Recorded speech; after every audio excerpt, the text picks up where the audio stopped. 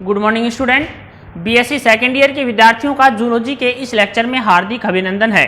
Student, हमने previous lecture में रक्त कणिकाओं की स्टडी की। रक्त कणिका ब्लड को हमने टू पार्ट्स में डिवाइड किया था, ब्लड कॉर्पस्कल्स एंड प्लाज्मा। ब्लड कॉर्पस्कल्स या रक्त रुधिर कणिकाएं जो हैं उनको हमने थ्री पार्ट्स में डिवाइड किया, RBC, WBC and platelets. Okay, RBC का कोई क्लासिफिकेशन नहीं था, डब्ल्यूबीसी का जो क्लासिफिकेशन है वो राइट्स ने दिया था कणिकामय और अकणिकामय के रूप में, राइट्स। तो इसका भी हमने स्टडी प्रीवियस वीडियो में हम कर चुके हैं। इसके बाद हमने प्लेटलेट्स के बारे में पढ़ा और तीनों रुधिर कणिकाएं कंप्लीट होने के बाद रुधिर का जो सेकंड पार्ट आता है प्लाज्मा, आज हम प्लाज्मा के बारे में स्टडी करेंगे। ओके, तो आज सबसे पहले है प्लाज्मा।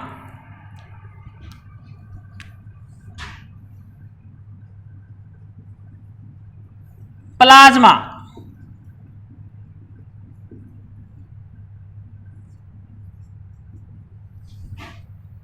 देखिए, यह रक्त का हल्के पीले रंग का, यह रक्त का हल्के पीले रंग का, हल्के पीले रंग का स्वच्छ एवं निर्जीव, स्वच्छ एवं निर्जीव, स्वच्छ एवं निर्जीव आधारीय तरल होता है। स्वच्छ एवं निर्जीव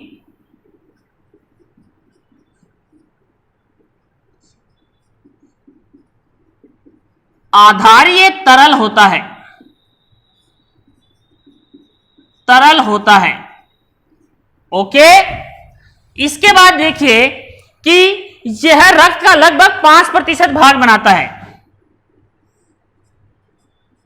5% पार्ट ऑफ टोटल ब्लड।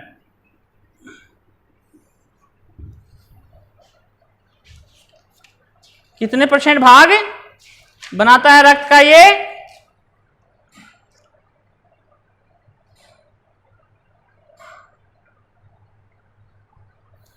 55% भाग, सॉरी 55% भाग। ओके, इसके बाद देखिए कि इसकी विशिष्ट गुरुत्वता, विशिष्ट गुरुत्वता,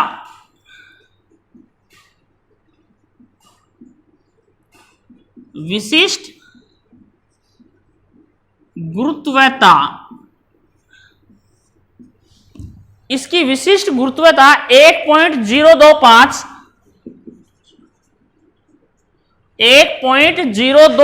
से 0.034, 0.034।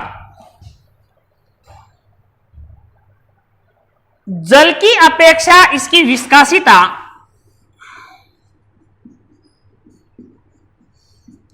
जल की अपेक्षा विस्कासिता,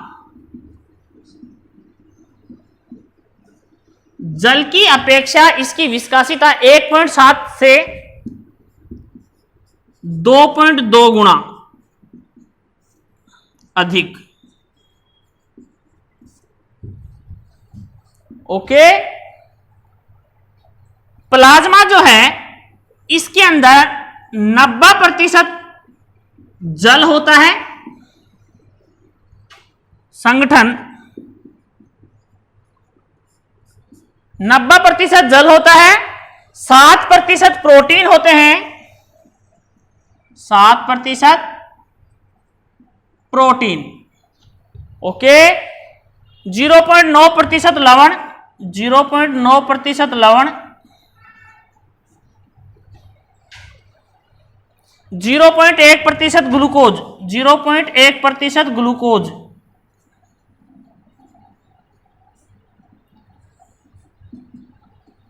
यह इसका रासायनिक संगठन है। अब देखिए, सबसे पहले है प्लाज्मा में कार्बनिक पदार्थ कौन कौन से हैं।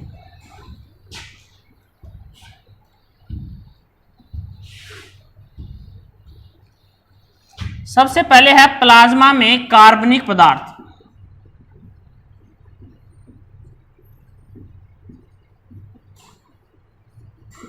प्लाज्मा में कार्बनिक पदार्थ कौन कौन से हैं? प्लाज्मा में उपस्थित महत्वपूर्ण कार्बनिक घटक के रूप में प्लाज्मा प्रोटीन पाई जाती है। प्रमुख रूप से प्लाज्मा प्रोटीन,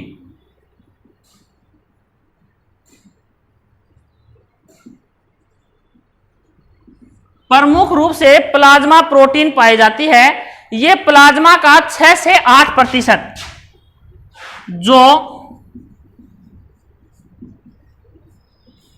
कुल प्लाज्मा का 6 से 8% भाग बनाती हैं। इसके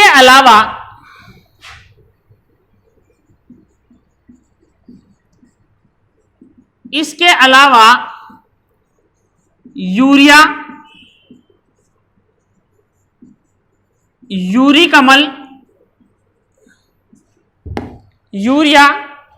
अम्ल,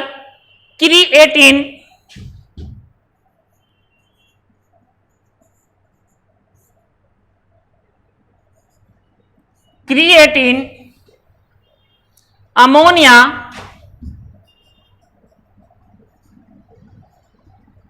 आदि पाए जाते हैं। ओके,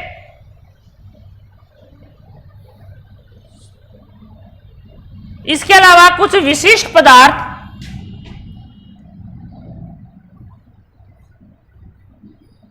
हार्मोन, इसके अलावा कुछ विशिष्ट पदार्थ जैसे हार्मोन, लिपिड व लिपिड भी पाए जाते हैं। देखिए, कार्बनिक पदार्थ में मुख्य रूप से प्लाज्मा प्रोटीन है जो 6 से 8% भाग बनाता है। इसके अलावा यूरिया, यूरिक अम्ल, क्रिएटिन, अमोनिया, हार्मोन व लिपिड्स भी पाए जाते हैं। इसके बाद में है प्लाज्मा के अकार्बनिक घटक। प्लाज्मा के अकार्बनिक घटक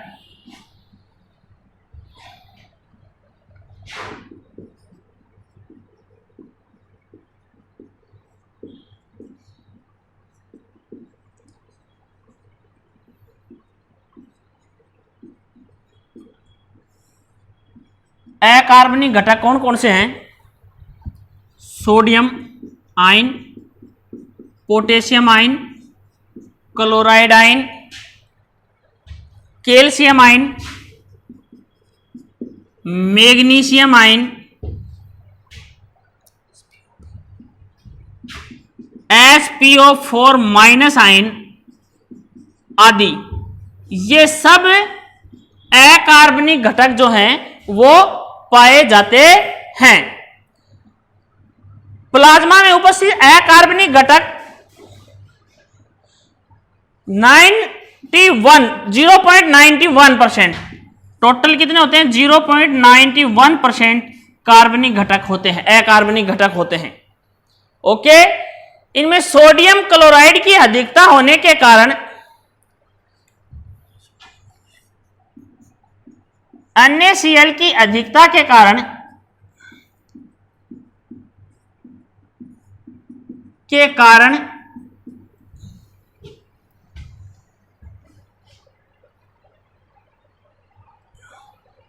रक्त को लवणीय स्वाद के कारण रक्त का लवणीय स्वाद होता है, का लवणीय स्वाद होता है। ठीक है, इसी कारण रक्त का पीएच भी कितना होता है? 7.4। ओके, इसके बाद में है प्लाज्मा प्रोटीन। इसके बाद में क्या है? Plasma protein.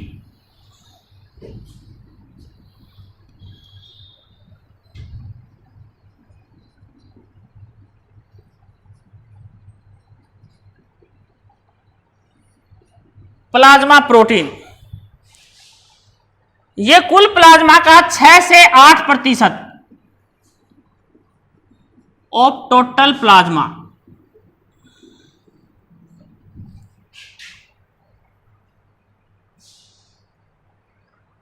संपूर्ण रक्त में 200 से 300 ग्राम प्रोटीन पाई जाती है। 200 से 300 gram protein of total blood, of total blood. इसमें है एल्ब्यूमिन,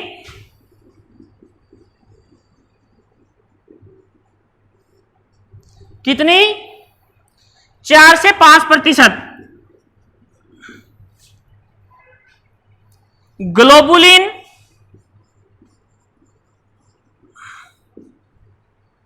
ग्लोबुलिन, ग्लोबुमिन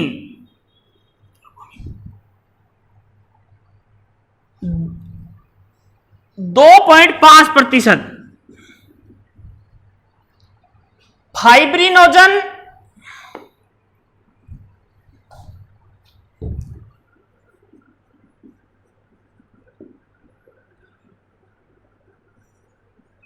फाइब्रिनोजन 0.3%। प्रोथ्रोम्बिन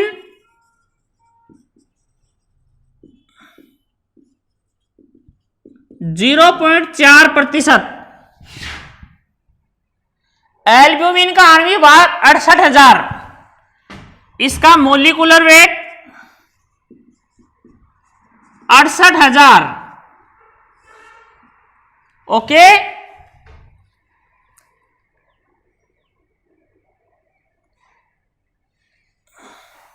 इसका मुख्य कार्य प्राशन दाब उत्पन्न करना। इसका प्रमुख कार्य क्या है? प्रासरण दाब उत्पन्न करना।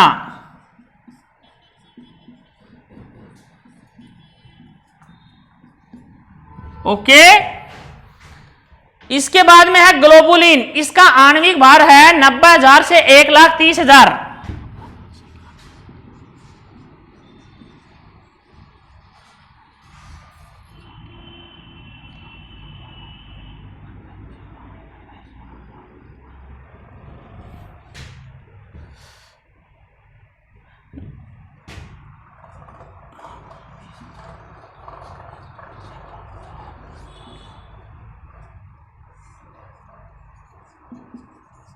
नब्बे हजार से 1,30,000।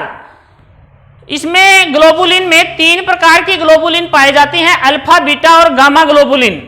3 प्रकार की ग्लोबुलिन पाई जाती हैं, अल्फा ग्लोबुलिन,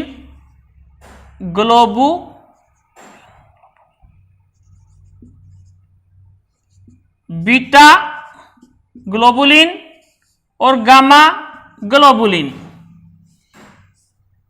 ओके, अब देखिए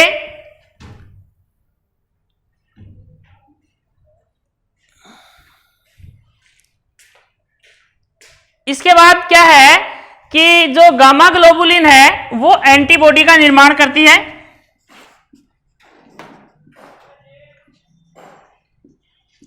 एंटीबॉडी का निर्माण करती है। और अल्फा ग्लोबुलिन जो है इसका जो निर्माण है वो लीवर में होता है। ओके, इसके बाद में है फाइब्रिनोजन। अल्फा ग्लोबुलिन में विभिन्न प्रकार के हार्मोन व रासायनिक पदार्थों के स्थानांतरण का कार्य किया जाता है। अल्फा ग्लोबुलिन के द्वारा क्या किया जाता है? विभिन्न प्रकार के रसायनों का स्थानांतरण।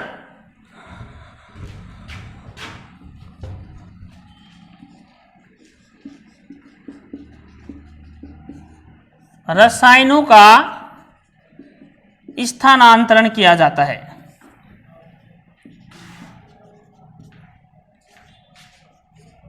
ओके, इसके बाद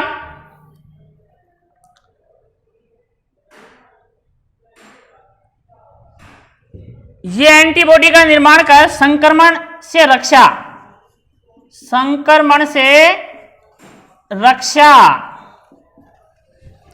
ओके, इसके बाद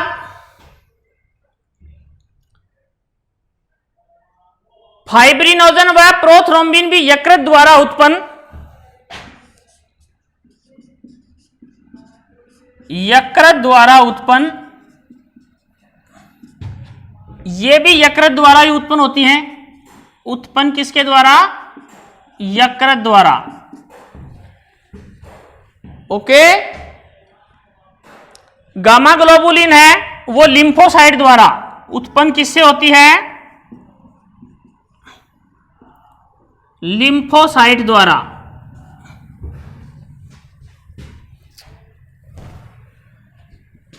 ये रक्त का थक्का बनाने में मदद करती हैं। इनका कार्य क्या है?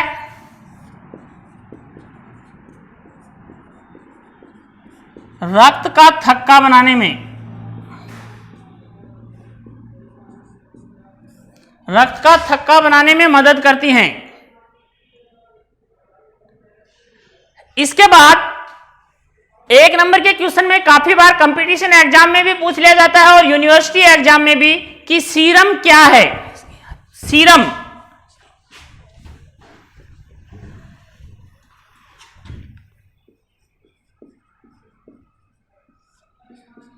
यदि प्लाज्मा में से फाइब्रिनोजन को निकाल दिया जाता है, यदि प्लाज्मा में से फाइब्रिनोजन को निकाल दिया जाता है तो शेष बचा तरल पदार्थ सीरम कहलाता है। तो सीरम बराबर प्लाज्मा माइनस फाइब्रिनोजन। इसके बाद है प्लाज्मा के कार्य, इसके बाद में है प्लाज्मा के कार्य।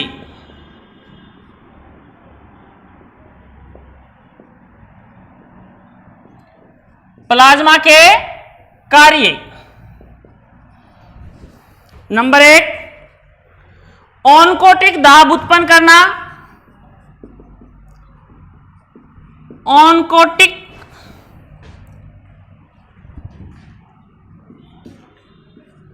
दाब उत्पन्न करना।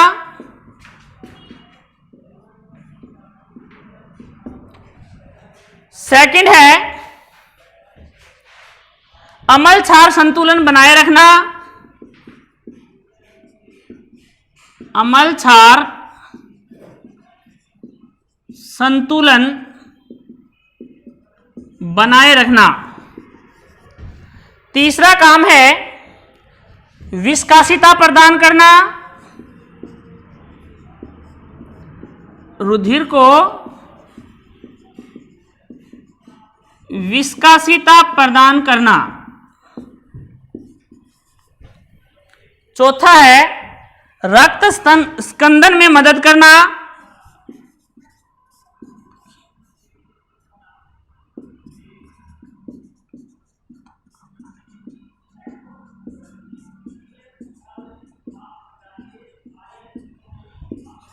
इसके बाद नेक्स्ट है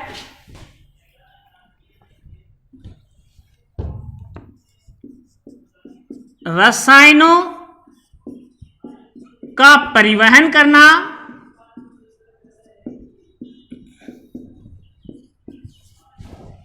नेक्स्ट है प्रतिरोधकता उत्पन्न करना। तो ये है प्लाज्मा के कार्य। इसके बाद में है रुधिर ग्लूकोज।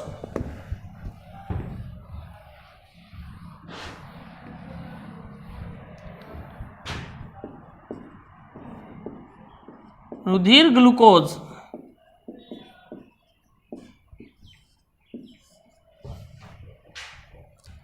प्लाज्मा में 1% ग्लूकोज पाई जाती है।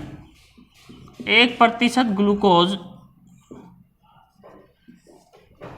पाई जाती है। इसकी सांद्रता 0.080 से 0.14% तक इसकी सांद्रता कितनी होती है? 0.080 से 0.14%। ठीक है। मस्तिष्क की तंत्रिका कोशिकाएं, मस्तिष्क की तंत्रिका कोशिकाएं ग्लूकोज के प्रति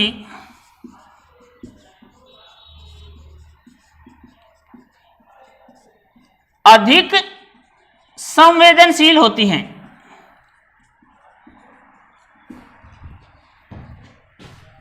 यदि रुधिर में ग्लूकोज का स्तर 0.04% हो जाए, यदि ग्लूकोज की सांद्रता ब्लड में 0.04% या इससे कम हो जाए तो व्यक्ति की मृत्यु हो जाती है। ओके, इससे पेशीय संकुचन होता है, ऐंठन होने लगती है और अंत में मनुष्य की मृत्यु हो जाती है। देखिए रुधिर ग्लूकोज टोटल ग्लूकोज का जो है प्लाज्मा का 1% भाग होता है। कुल सांद्रता ब्लड में 0.08 से 0.14% ये इसकी कुल सांद्रता है। इसी रेंज के अंदर ग्लूकोज पाई जाती है। इसके बाद मस्तिष्क की तंत्रिका कोशिकाएं इसके प्रति अधिक संवेदनशील होती हैं। यदि इनकी कंसंट्रेशन 0.04% या इससे कम हो जाए तो मनुष्य में ऐंठन आते हैं, दौरे पड़ते हैं और अंत में मृत्यु हो जाती है। इसके साथ ही यह टॉपिक यहीं फिनिश होता है। नए वीडियो में हम नए टॉपिक के साथ फिर हाजिर होंगे। तब तक के लिए धन्यवाद।